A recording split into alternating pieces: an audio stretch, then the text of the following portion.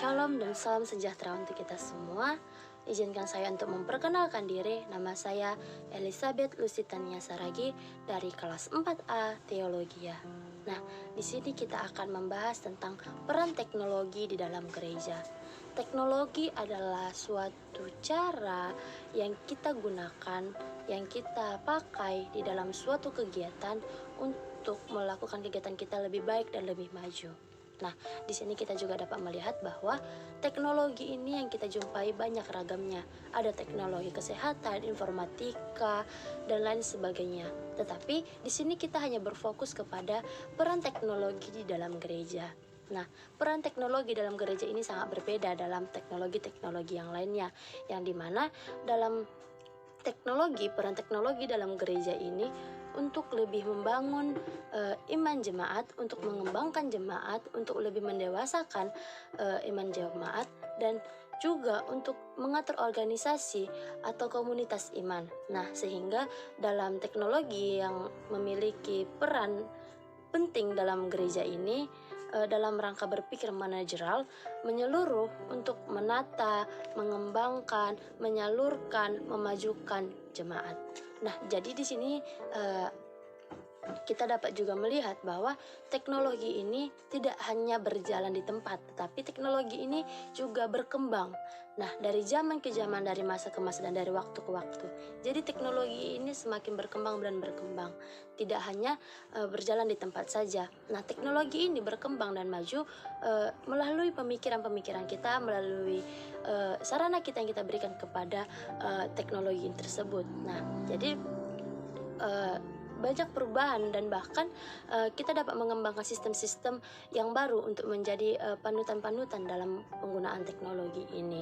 Dari teknologi ini juga kita dapat melihat perkembangan media yang ada di dalam gereja. Nah, fasilitas-fasilitas yang kita pakai, metode-metode yang kita gunakan, itu juga salah satu media yang kita pergunakan dalam teknologi. Jadi semakin berkembangnya teknologi yang kita gunakan dalam gereja, dan juga semakin berkembangnya juga media yang kita gunakan gitu.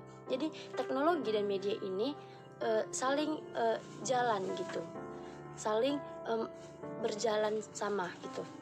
Jadi secara segala sesuatu yang kita pakai dalam mengajar, dalam segala sesuatu yang kita pakai untuk mendekatkan diri kepada jemaat, itu menggunakan teknologi dan media. Nah, di sini kita bahas yang pertama itu adalah medianya. Nah, media adalah alat perantara. Jadi di sini dalam media ini kita menggunakan alat perantara, suatu alat perantara yang menjelaskan lebih jelas dan menjelaskan lebih mudah untuk dipahami. Jadi media dalam teknologi yang kita pakai, kita menggunakan suatu media agar seseorang yang mendengarkan kita, seseorang yang kita ajarkan, yang kita akan kembangkan imannya, kita dapat menggunakan media agar orang yang kita dekati, orang yang kita ajarkan lebih mudah memahami apa yang kita katakan, apa yang kita salurkan kepada dirinya. Salah satu contohnya yang kita pakai di dalam gereja itu seperti misalnya dalam pengajaran sekolah minggu. Nah, di dalam pengajaran sekolah minggu banyak teknologi dan media yang akan kita gunakan. Seperti pengalaman saya di waktu saya CP1 dan CP2, di masa saya CP1, saya menyalurkan media-media melalui seperti alat-alat peraga. Jadi itu salah satu media yang kita ajarkan kepada anak-anak agar anak-anak paham akan yang kita ajarkan kepada mereka.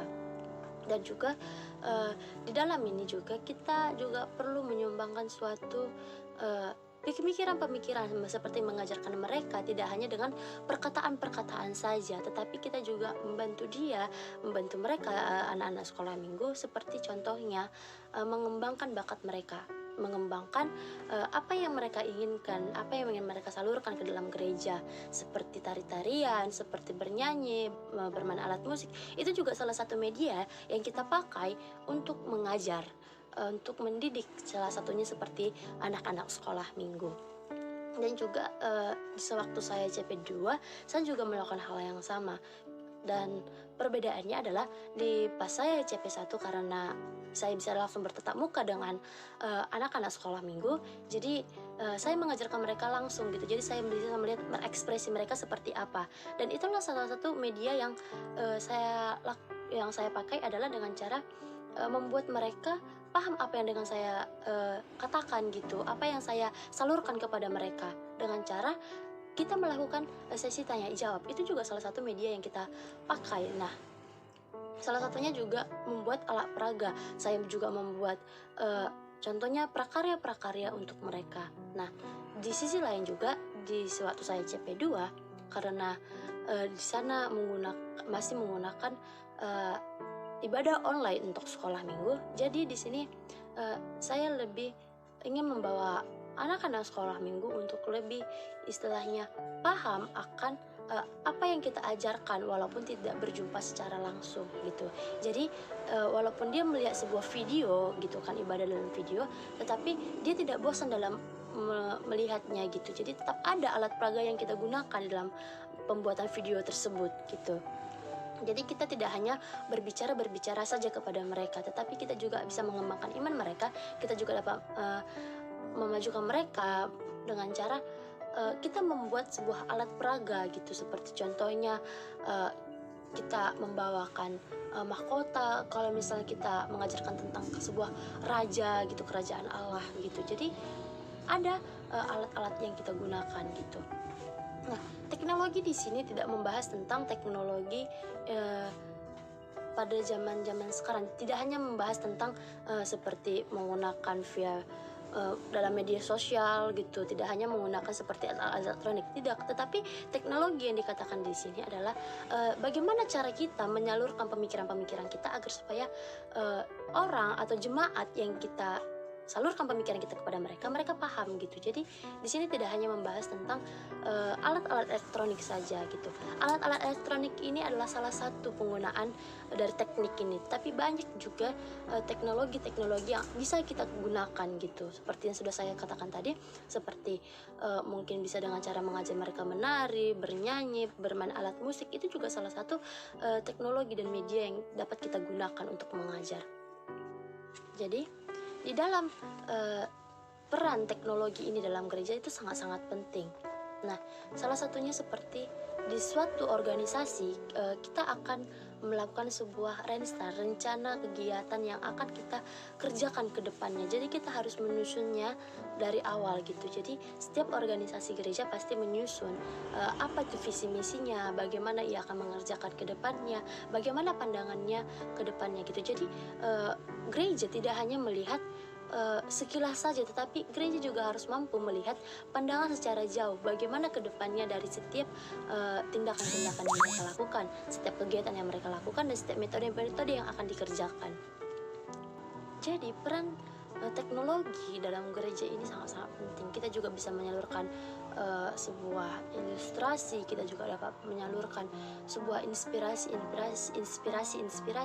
bahkan kita juga dapat memberikan sebuah penjelasan. Kita juga dapat bisa menyalurkan sebuah masukan untuk jemaat-jemaat gitu. Seperti contohnya, kalau misalnya dia adalah seorang petani, mungkin kita dapat membantu dia, kita dapat memberikan dia masukan bagaimana agar lebih baiknya dalam melakukan sebuah pertanian itu. Nah, kalau misalnya dia dalam perdagangan, mungkin kita dapat membantu bagaimana cara untuk menyalurkan yang ia jual kepada konsumen-konsumen gitu. Seperti kita dapat membantu melalui dari mulut ke mulut, dari teknologi elektronik yang kita gunakan pada saat ini, pada zaman ini gitu. Jadi peran teknologi dalam gereja ini sangat-sangat penting, dan inilah harus kita lihat, harus kita perlihatkan kepada jemaat gitu, agar jemaat juga bisa lebih dapat mendewasakan dirinya gitu, mendewasakan diri, mendewasakan imannya gitu. Jadi tidak hanya kita saja yang berkembang, yang paham akan teknologi, peran teknologi dalam gereja, tapi jemaat-jemaat juga semakin ikut berkembang, juga semakin ikut menyalurkan pemikiran-pemikirannya dalam gereja. Mungkin itu yang bisa saya jelaskan, mungkin itu yang bisa saya berikan masukan kepada kita semua. Semoga apa yang kita pelajari, apa yang kita dengarkan, dan apa yang kita lihat di dalam gereja kita, kita bisa mengembangkannya dan lebih mengembangkannya. Mungkin sekian dari saya. Terima kasih.